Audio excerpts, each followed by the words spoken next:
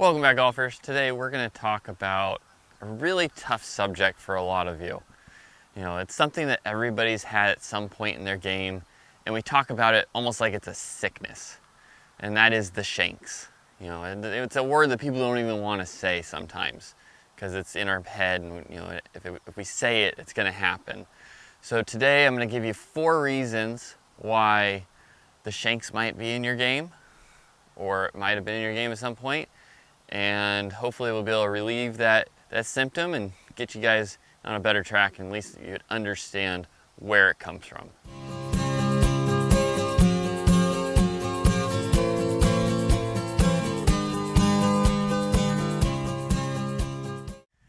So to really understand where the shanks come from, we need to go back to school and do a little bit of math.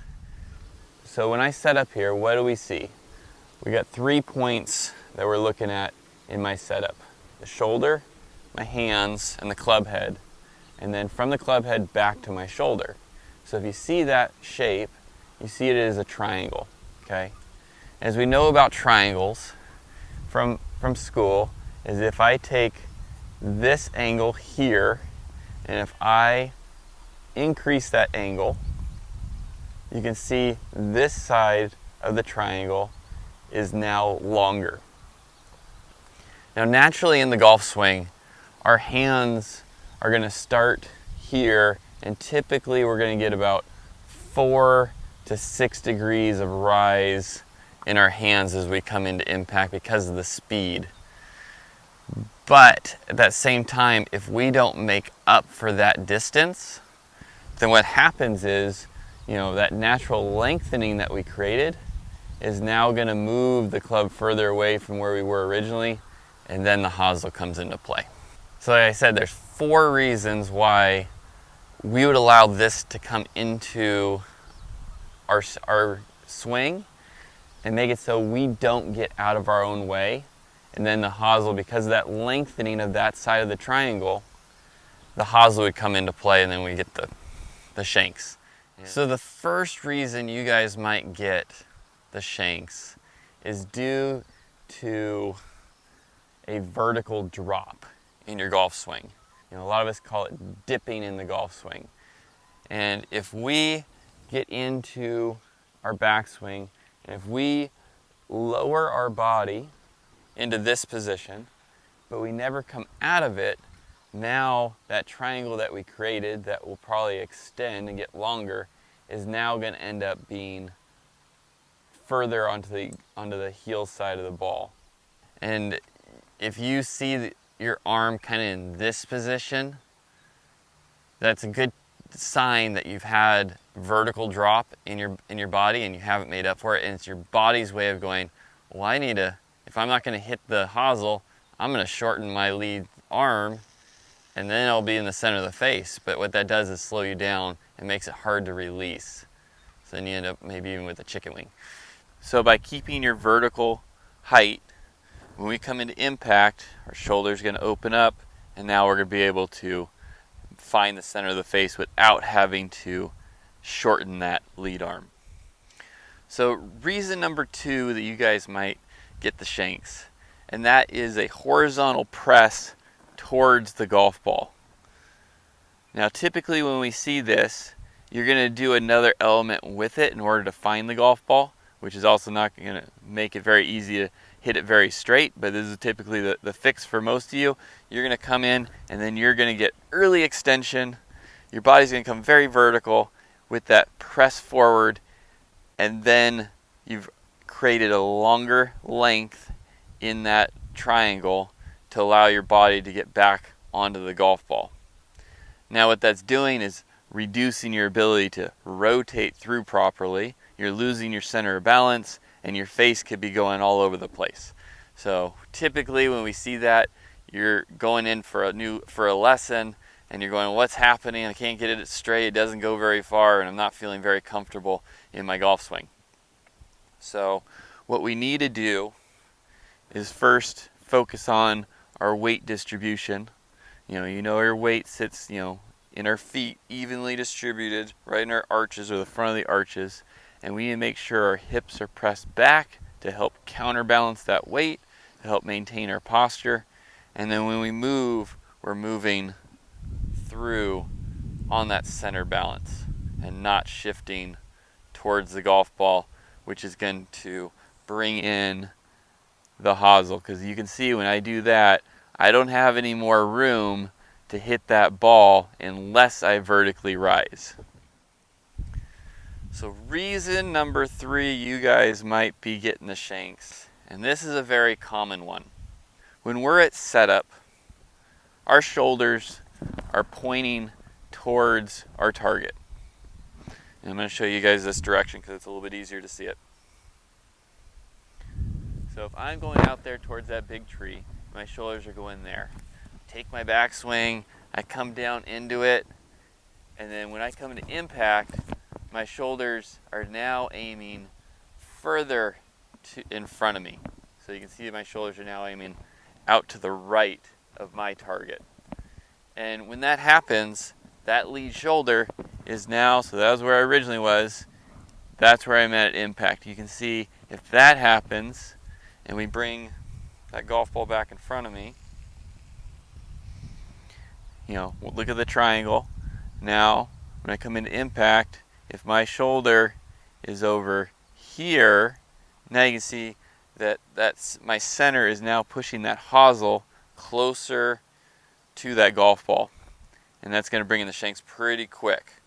So in the correct position that we want to get in impact, we want to get, you know, structurally, if you take your hands and you put them out in front of you, and you move your hands all in one piece to your lead side. So to your lead side, you can see when you do that, your shoulders open up. Structurally, your shoulders open up. So then when you drop the club back down to the golf ball, I have now created a little bit extra length, and that's how we want to come into the ball. We want to be slightly open to help create that little bit of extra length. You know, we don't want our shoulders to be across the line and aiming out in front of us, because that brings in the hosel right away, and then we're gonna get the shanks. So the last element of why you get the shanks, and that could be really poor setup positions. And there's quite a few different ones, and we're gonna go over each of them really quick and just give you the reasons why this could be causing the shanks. So let's go into the first reason in poor setup that you might be getting the shanks. So I see this often, we talk about it often, and that is our feet are not squared up to our path. So that's our swing path, that's our body path. So if our body's in this position, and most of you, when you drop the club down, drop it down so the club works down your foot line. So if I'm dropping the club down, and I'm dropping it down my foot line, and I get to toe up position there, and my club is now inside, so that's the path I want to swing on, and my club is now just dropping down my toe line. And now what do? I have to figure out how to get the club back to the ball. So my body's going to do a whole bunch of different methods in doing it. Most of them end up pushing weight back and our hands flipping. But by being in this position inside, what that's doing is bringing the path of the golf ball closer to the hosel. So you're narrowing the face. So if you're coming in to that club, you know, you're going in this direction, and that golf ball's sitting here, you're going to be bringing in that hosel pretty quick. Rather than if you're coming across the other way, you know, over the top doesn't bring it in as much because you're bringing it across the toe side. But when you're inside, like we talked about, and you're coming in this way, now that hosel is going to be coming in first towards the golf ball.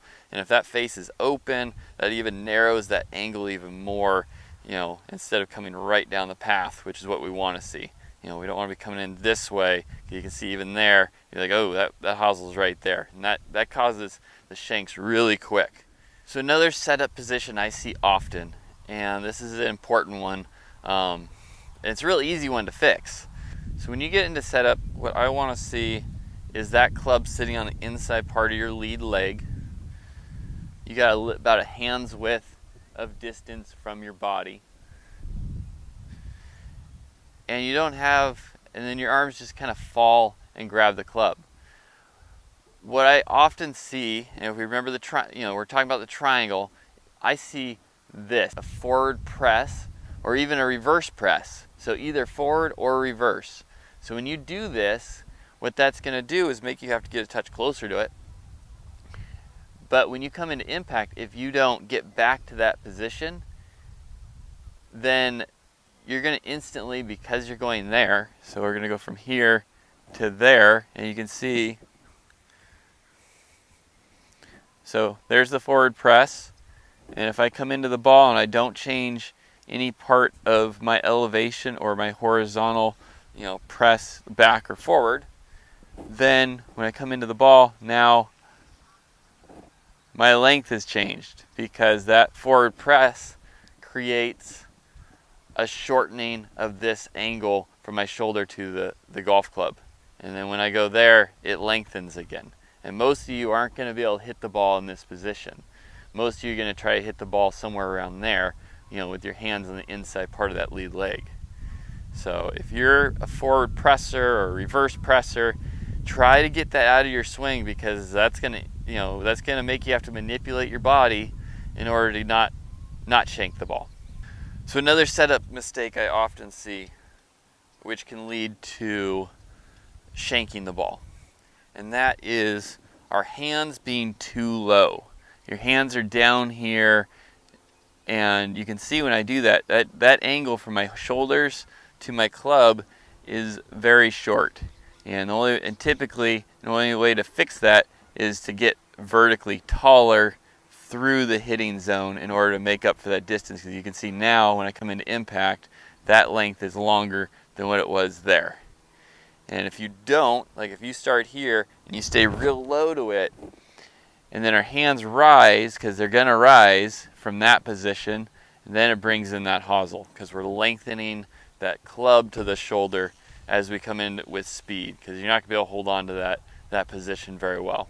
So when we get into our setup position, what you should see is that shaft going more towards the top of your pant line, and you're going to feel it's nice and tall.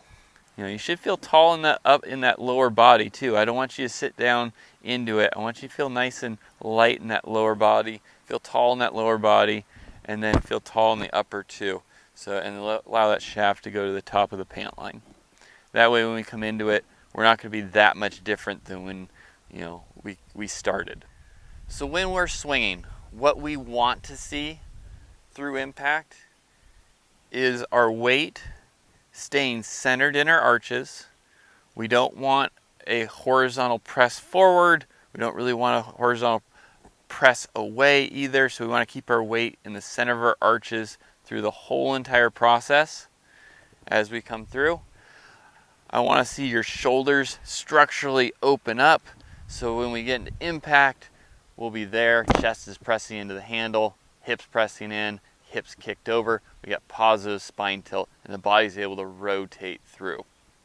So we need to make sure we're opening up as we come into it, bringing our hips back, straightening our left leg, pressing our body weight forward, and that will allow for that added length that we are going to end up creating with the hands when they rise a little bit into impact.